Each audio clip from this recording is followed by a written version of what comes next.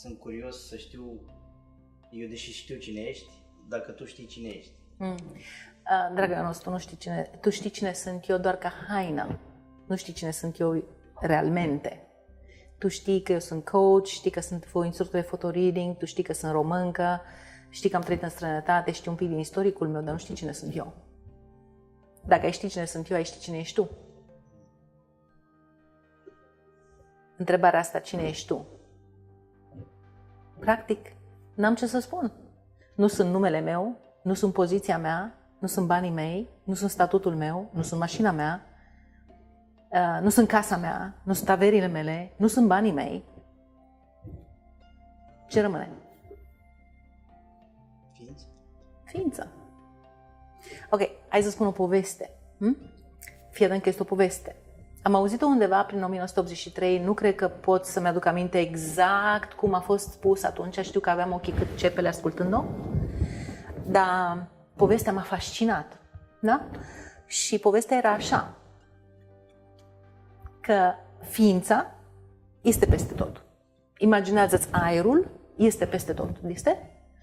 Aerul este inodor, incolor și invizibil și este peste toată planeta. Este? Este vital însă că dacă nu respiri, dacă n-ai aer, mori. Este? Ok. Dacă vrei să-i dai o formă la aer, aerul ia forma vasului în care el este.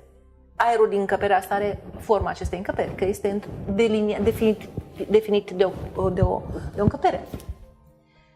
Dacă vrei, ființa este la fel ca aerul.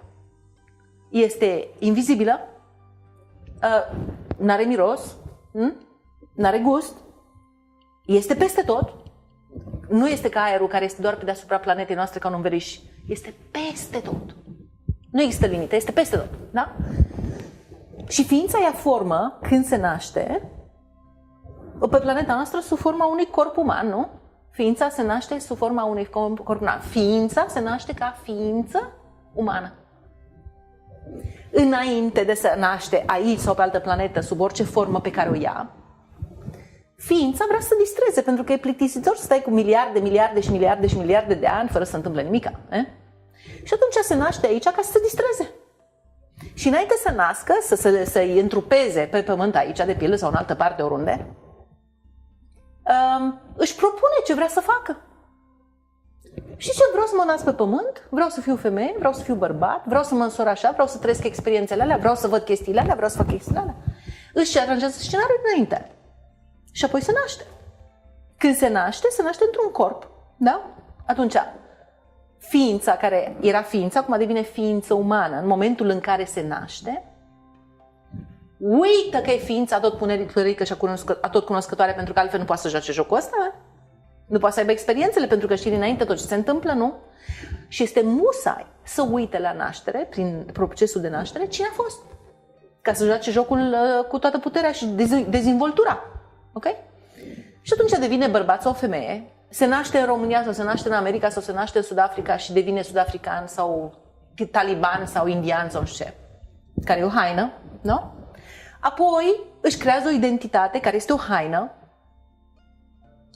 apoi își creează o cultură care este o haină. Tot ce pune ființa pe ea, care să-i dea o formă, ființa se exprimă prin acele lucruri în locul în care se află. Da? Deci dacă tu mă întrebi pe mine cine sunt eu, nu am ce să spun. Sunt totul și nimic. E gol, e un spațiu. N-are formă, este peste tot. Da? Și asta e cine sunt. Totul și nimic. Care s-a născut, a luat o formă și trăiește aici prin niște haine.